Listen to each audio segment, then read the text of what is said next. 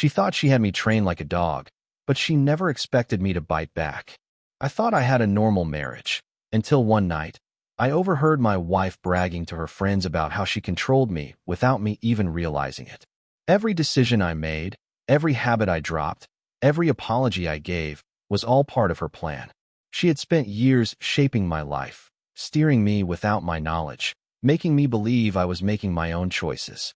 But that night, I woke up, and once I saw the leash around my neck, I knew exactly what I had to do. She thought she was in control.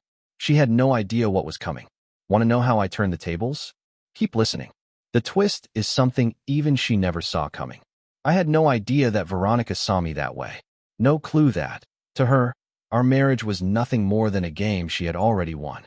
But that night, I heard everything. It started like any other evening. Veronica had a group of friends over, their laughter echoing through the house while I cleaned up in the kitchen. I wasn't eavesdropping, just going about my routine, when something caught my ear. One of her friends made a joke about how difficult it was to get men to listen. That's when Veronica responded, loud and proud. "Oh please, I don't have that problem. I've got him trained like a dog." Laughter erupted. I froze. She kept going, bragging about how she had studied ways to handle a man. Books, articles, online courses. She had absorbed everything she could find about controlling a relationship, not to uplift herself, but as a weapon. She explained how she had shaped my behaviors, always making me think I was making my own choices when, in reality, I was just following the path she had laid out. He does what I want without realizing it. If I want him to stop doing something, I punish him, not in an obvious way, of course. Her voice was almost musical as she went on.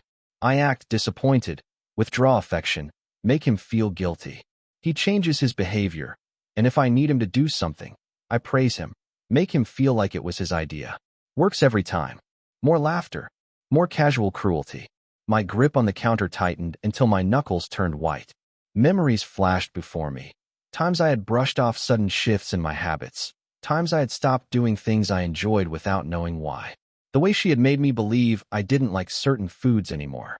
The way disagreements always ended with me apologizing, even when I wasn't sure what I had done wrong. I wasn't a husband. I was a project, and she was proud of it. I walked away from the kitchen, from the house, from the illusion I had been living. One thing was clear, the leash was coming off. The next morning, she smiled, kissed me on the cheek, and casually asked me to handle a few things for her. I nodded, but my mind was elsewhere. I needed to know how deep this manipulation ran. I started paying attention. She framed requests as if they were favors I had already agreed to. "Since you're already heading out, could you pick up a few things?" Except I wasn't already heading out. But the way she said it made it feel like I had made that decision myself. She acted disappointed when I did something she didn't like. Not angry, just disappointed. And I hated that feeling. It made me want to fix things, made me question myself. That was the point. I went through old messages, rereading texts I had dismissed before. I saw the subtle wording, her careful steering. "It's fine. Do whatever makes you happy." Sent whenever she didn't want me to do something. But she never outright said it. And every time, I had backed off. Then I noticed the books. I had thought nothing of them before. Self-help, empowerment, relationship psychology. But now, I saw them differently. Flipping through the pages made my stomach turn. Techniques on how to make a partner compliant. How to shape a man's decisions without him realizing it. How to reinforce habits over time. It was all there. She had designed our marriage like an architect of control, and the worst part? It had worked. I wasn't angry. I wasn't sad. I was awake. For the first time in years, I wasn't just reacting. I was seeing. And there was no going back. I didn't confront her. Not yet. She would twist it, make herself the victim, accuse me of overreacting. Instead, I played along. I nodded, smiled, responded just the way she expected. Inside, I was calculating. I reached out to a lawyer, not a divorce lawyer, not yet, but someone who could explain property laws, joint assets. I checked our finances. She had controlled most of the money, but I noticed how much of my income had gone toward things that benefited her more than us. I adjusted my direct deposits, diverting a portion into a separate account she didn't know about. Not enough to be obvious, just enough to start building a safety net. I reached out to old friends under the pretense of catching up. It was strange, stepping back into a world I had unknowingly left behind. But as I reconnected, I started remembering who I used to be. She noticed the changes. "Why are you on your phone so much?" she asked one evening. "I'm just talking to an old buddy," I replied casually. Her smile was tight. A few days later, she started being extra affectionate, cooking my favorite meals, acting like the perfect wife. It was positive reinforcement. She sensed a shift and was trying to guide me back into my role. I let her think it was working while, in the background, I was putting the final pieces in place. I gathered every important document: our mortgage, insurance policies, bank records. I backed up text messages, emails, anything useful.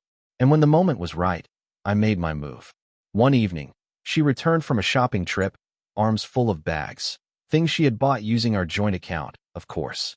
She barely acknowledged me as she walked past. I was already at the dining table, waiting. She frowned. "What's with the look?" I slid a folder across the table. "We're done." She scoffed. "Done with what?" "This marriage." She laughed. "You're being dramatic." I didn't answer right away. I let the silence stretch, forcing her to feel the shift. Then, calmly, I said, "I know everything." She flipped through the folder.